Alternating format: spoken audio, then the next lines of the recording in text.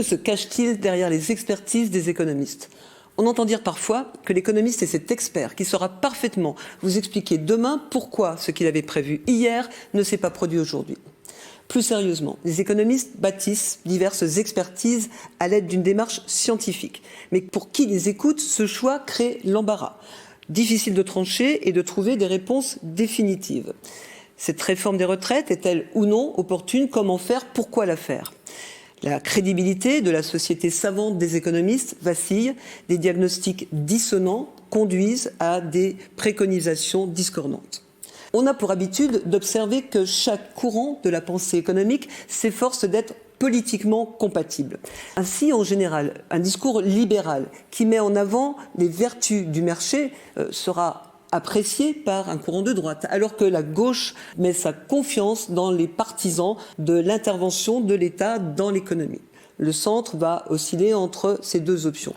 Quant à l'idéologie néo-marxiste, elle a pour habitude d'exiger de taxer toujours plus le capital.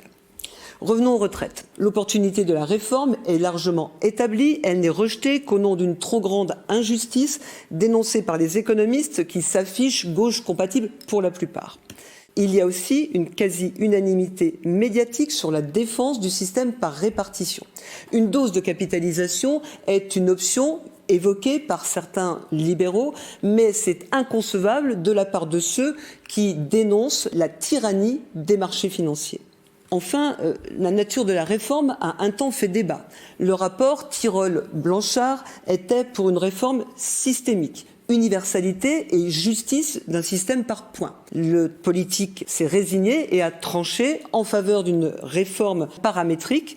Les économistes de la direction du Trésor approuvent cette réforme dans une vision macro-comptable où finalement le recul de l'âge vaut pour la diminution des déficits.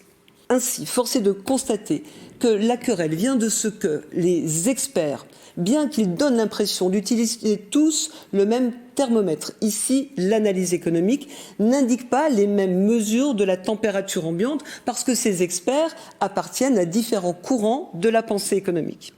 Même s'ils s'accordent sur le chiffre à annoncer la température, disant il fait 30 degrés. Leurs constats et leurs conclusions vont diverger. C'est un peu comme si certains mesuraient en Celsius et d'autres en Fahrenheit. Ainsi, il ne faut pas s'étonner que certains nous disent il fait chaud, il fait 30 degrés Celsius et conseillent d'ouvrir le parasol, quand d'autres nous disent il fait froid, 30 degrés Fahrenheit parce que c'est moins 1 degré Celsius et conseillent de faire un feu. Il ne me reste qu'à souhaiter que les économistes entretiennent cette diversité des expertises, car si le choix crée l'embarras, avoir l'embarras du choix est préférable. Le pluralisme des idées commande que les théories continuent de débattre entre elles. Et finalement, l'économiste pourra se borner à produire et proposer des expertises variées et plausibles.